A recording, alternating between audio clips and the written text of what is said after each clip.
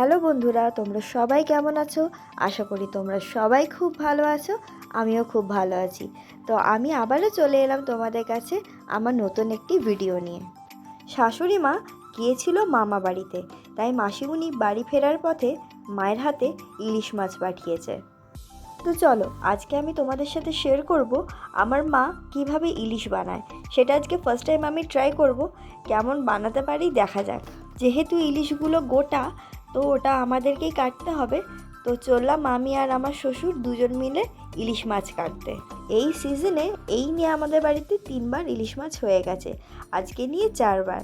তো আজকে ভিডিওটা তোমাদের কাছে তুলে ধরছি এই কারণ এতদিন যতবারই ইলিশ মাছ রান্না হয়েছে প্রতিবারই আমার শাশুড়ি মাই রান্না করেছে। তো আজ আমি আমার শাশুড়ি মায়ের কাছে আবদার করলাম যে মা, আজ আমি আমার মতন করে একবার ইলিশ মাছটা রান্না করি, যে আমার মা কিভাবে ইলিশ মাছ রান্না করে। তো উনি বললেন হ্যাঁ ঠিক আছে করো। তো সেটাই আজকে তোমাদের সাথে তুলে ধরবো। প্রথমে বাবাকে একটু রিকোয়েস্ট করলাম যে বাবা তুমি মাছগুলো কাটো, আমাকে কি একটু আঁশটা ছাড়াতে দেবে? তো উনি বললো হ্যাঁ ঠিক আছে করো, কোনো অসুবিধা নেই। তো আমি তো ফার্স্ট টাইম করছি এরকম গোটা মাছ হাত দিয়ে নিজের কাটবো, মানে আঁশ ছাড়াবো, আমি তো খুব খুশি। তো আস্তে আস্তে মনের ইচ্ছেটা আরও বেড়ে গেল। তো এরপর রিকোয়েস্টটা এটা বেড়ে গেল যে বাবা আমি কি একটা মাছ কাটতে পারি? তো উনি বললেন হ্যাঁ ঠিক আছে কাটো, কোনো অসুবিধা নেই। তো এরকম একটা সুযোগ পেয়ে তো আমি খুব খুশি যে নিজের হাতে আমি ফার্স্ট টাইম করব। তো এই যে দেখো আমি মাছ কাটতে বসে গেছি, পুরো একদম প্রফেশনাল মাছ কাটার মতো। তো মাছটা কেটে আমি এত খুশি কিসের জন্য জানো? যে মাছটা আমি কেটেছি সেই মাছটা দিয়ে এত ডিম বেরিয়েছে। মাছটা কাটার সাথে সাথেই আমি অ্যানাউন্স করে দিয়েছি যে এই মাছের পিসটা কিন্তু আমি খাবো, ডিমওয়ালা মাছটা। তো আমার কাটাকাটি এইখানেই শেষ, বাকি মাছগুলো বাবা কেটে নিয়েছে। আমি খুব সুন্দর করে মাছগুলোকে ভালো করে ধুয়ে নিয়েছি। এবার মাছগুলোতে মাসি আমাকে নুন হলুদ মাখাতে সাহায্য করে দিচ্ছে। কাজ করতে করতে মুখে একটু কিছু না ফেললে কাজে কিন্তু এনার্জি লাগে না।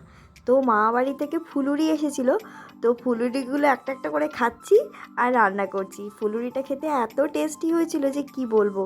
তো আজকে আমাদের বাড়িতে কি কি রান্না হচ্ছে চলো তোমাদের সাথে শেয়ার করি।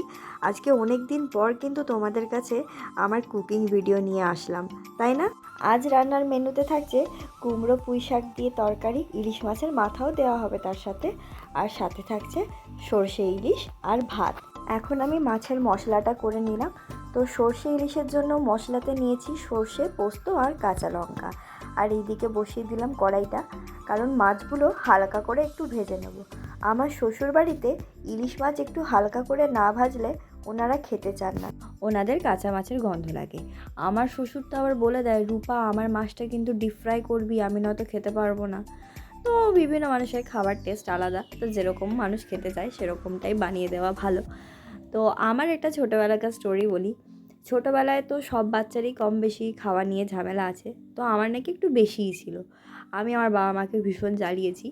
তো যেদিন আমার বাড়িতে এই সর্ষে ইলিশ মাছটা হতো সেদিন কোনো ঝামেলা ছাড়াই আমি পুরো খাবারটাই খেয়ে নিতাম। হ্যাঁ, তবে সর্ষে ইলিশটা কিন্তু আমার মায়ের হাতেরই সবথেকে বেস্ট লাগে। হ্যাঁ, করে তো সবাই, কিন্তু মায়ের মতন আমার মনে হয় কেউ বানাতে পারে না। তাই আজকে আমি চেষ্টা করলাম মায়ের মতন বানানোর।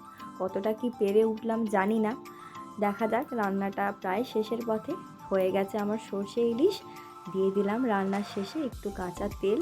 আজকের ভিডিওটা তবে এইখানেই শেষ করছি, দেখা হচ্ছে খুব শিগগিরই পরের একটি ভিডিওতে। আর হ্যাঁ, ভিডিওটা কেমন লাগলো অবশ্যই কমেন্ট করে জানাতে ভুলবে না। ভালো লাগলে লাইক করবে, কমেন্ট করবে আর শেয়ার করবে। আজকের জন্য বাই বাই, টেক কেয়ার।